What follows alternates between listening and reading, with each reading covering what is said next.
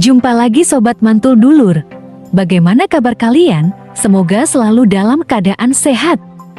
Pada video kali ini, kita akan membahas keadaan geografis di Indonesia yang perlu untuk kamu ketahui. Tapi sebelum lanjut, bantu dukung channel Mantul Dulur dengan cara subscribe dan bunyikan loncengnya. Terima kasih. Keadaan geografis di Indonesia.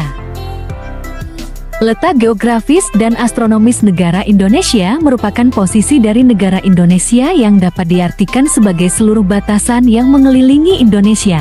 Negara ini memiliki banyak sekali pulau yang tersusun dari Sabang hingga Merauke dan dari Miangas hingga ke Pulau Ruta.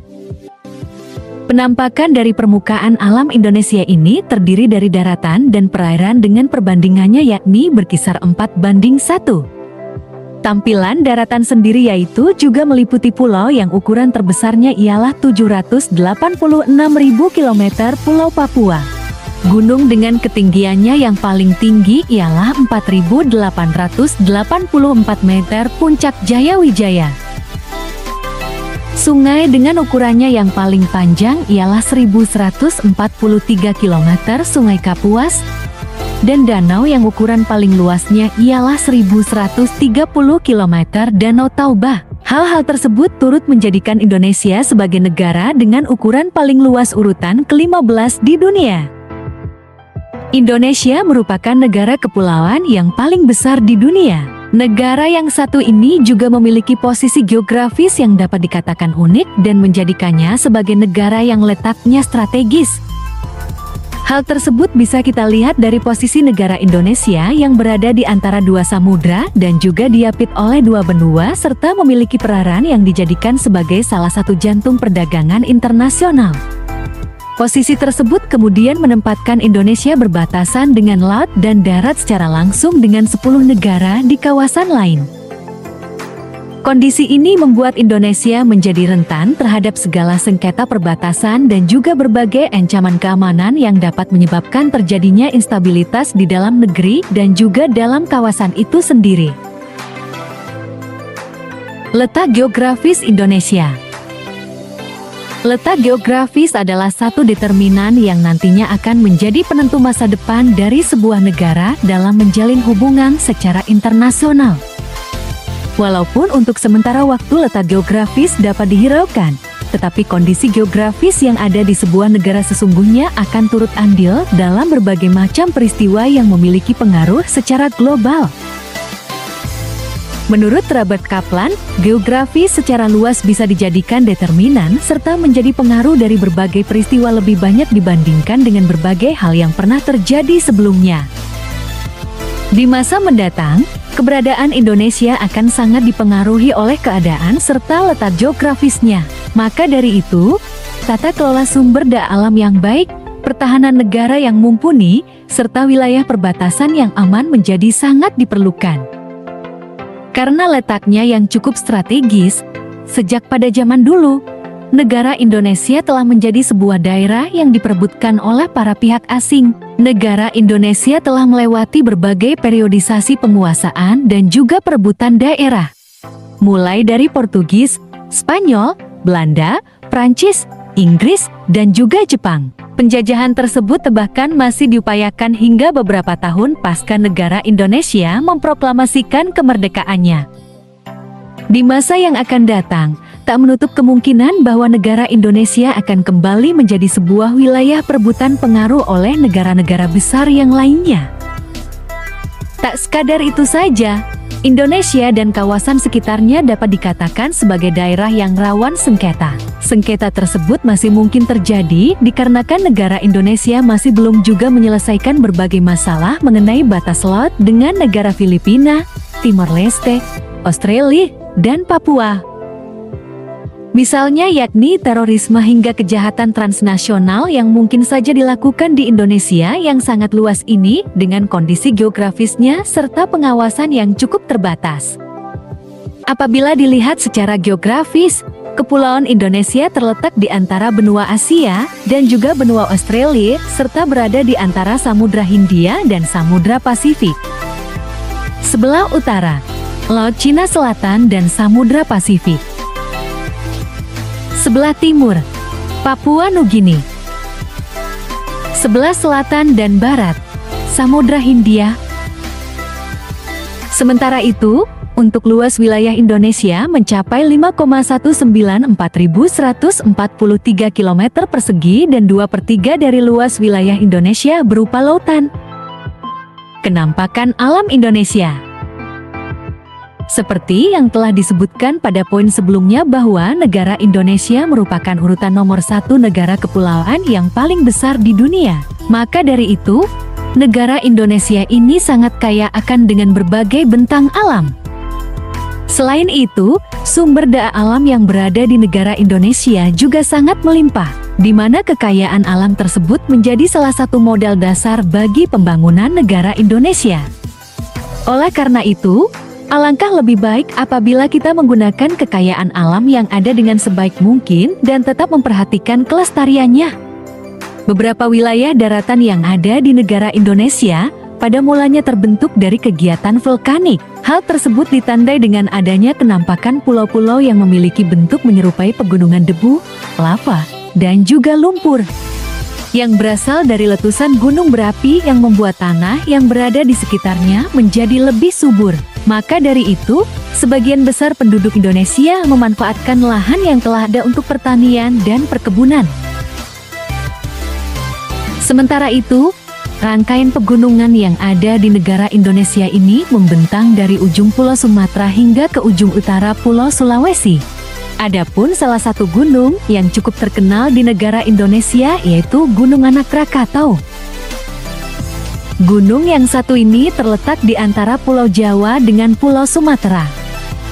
Pada awal mulanya, pada tahun 1883 terjadi sebuah letusan yang sangat dahsyat berasal dari Gunung Krakatau. Dengan adanya letusan tersebut, 3/4 dari pulau gunung api tersebut hancur dan menyebabkan munculnya gelombang tsunami yang menewaskan hingga ribuan orang. Setelah adanya letusan Gunung Krakatau tersebut, lalu muncul gunung baru yang kini dinamakan sebagai Gunung Anak Krakatau. Wilayah negara Indonesia sendiri berada pada kawasan Khatulistiwa. Hal ini mengakibatkan Indonesia memiliki tipe iklim tropis. Sementara itu, untuk perbedaan suhu di setiap wilayah cenderung sangat kecil, kecuali di Puncak Jayawijaya, yang berada di Provinsi Papua. Puncak gunung ini diselimuti oleh salju abadi karena posisinya yang sangat tinggi. Puncak Jayawijaya ini terletak di daerah Pegunungan Sudirman. Untuk curah hujan yang berada di berbagai wilayah di negara Indonesia juga bervariasi.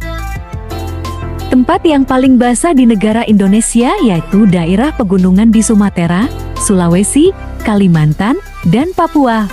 Untuk curah hujan yang berada di tempat-tempat tersebut mencapai 3.000 mm per tahunnya.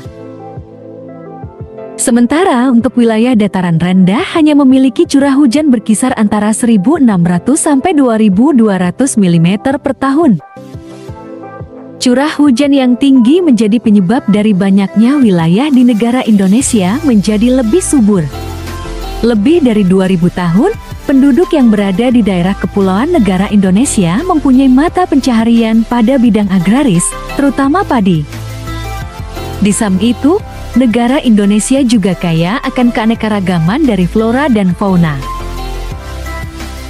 Fauna yang ada di Indonesia dibagi menjadi dua kelompok utama, yakni fauna tipe Asia dan fauna tipe Australia. Fauna tipe Asia ini hidup di wilayah bagian utara dan bagian barat. Misalnya saja, fauna tipe Asia yaitu harimau dan gajah. Sedangkan untuk fauna tipe Australia hidup di wilayah negara Indonesia pada bagian timur, khususnya di Papua. Di beberapa pulau terpencil juga ditemukan fauna yang cukup unik. Contohnya saja komodo yang berada di Pulau Rinca dan Pulau Komodo. Keadaan penduduk Indonesia. Pada pertengahan tahun 2022, jumlah penduduk Indonesia mencapai 275,77 juta jiwa. Ada lebih dari 300 suku bangsa yang ada di Indonesia, di mana sebagian besar penduduknya menganut agama Islam. Adapun agama lain yang berkembang di Indonesia yakni Protestan, Katolik, Hindu, Buddha, dan juga Konghucu. Sementara untuk kegiatan ekonomi utama dari penduduk negara Indonesia adalah di sektor pertanian. Selain padi, kegiatan pertanian yang ada di Indonesia juga menghasilkan singkong, jagung, karet, teh, dan kedelai. Kegiatan ekonomi lain yang ada di Indonesia yaitu industri, peternakan, perikanan, dan pertambangan. Pengaruh letak geografis Indonesia mempengaruhi musim. Letak geografis Indonesia yakni dilalui oleh hembusan angin monsun atau yang lebih dikenal dengan angin muson. Angin muson ini memberikan perbedaan musim pada negara Indonesia yang mana hal tersebut akan memengaruhi proses terjadinya hujan pada musim penghujan dan juga pada musim kemarau yang panas. Selain itu, angin muson sendiri akan bergerak secara bergantian sebanyak 2 kali pada sepanjang tahun. Wilayah strategis. Seperti yang telah dituliskan dalam poin sebelumnya bahwa letak negara Indonesia sendiri berada di antara 2 benua dan 2 samudra. Hal ini menjadikan negara Indonesia sebagai jalur perlintasan internasional, baik itu melalui laut ataupun melalui udara. Dengan begitu, hal tersebut akan mempengaruhi perkembangan ekonomi yang berada di zona ekonomi eksklusif Indonesia, serta dilalui oleh berbagai industri besar. Keberagaman budaya. Karena posisi wilayah negara Indonesia berada di antara 2 benua, yakni benua Australia dan benua Asia, sehingga negara Indonesia dapat dikatakan berada di cross position. Alasan itulah yang menjadikan negara Indonesia memiliki keanekaragaman budaya berupa bahasa, seni, dan agama. Lokasi dagang strategis. Letak geografis yang baik ini menjadikan negara Indonesia memiliki lokasi perdagangan yang strategis. Hal ini karena wilayah negara Indonesia menjadi jalur distribusi barang dagang. Alasan inilah yang membuat Indonesia memiliki mitra dagang dengan berbagai negara yang berada di sekitarnya, sehingga menjadikan aktivitas perdagangan semakin meningkat. Perbedaan waktu. Letak astronomis ini bisa memengaruhi perbedaan waktu yang ditetapkan mulai dari titik bujur dan juga titik lintang 0 derajat di kota Greenwich, Inggris. Untuk negara Indonesia sendiri terbagi menjadi 3 zona waktu, yakni WIB waktu Indonesia Barat, WIB waktu Indonesia Timur, dan WITA waktu Indonesia Tengah berdasarkan pada keputusan Presiden nomor 41 tahun ke-1987. Nah, itulah pembahasan kita tentang letak geografis Indonesia. Demikianlah video kita kali ini. Akhir kata saya izin pamit. Sampai jumpa di video selanjutnya. Terima kasih.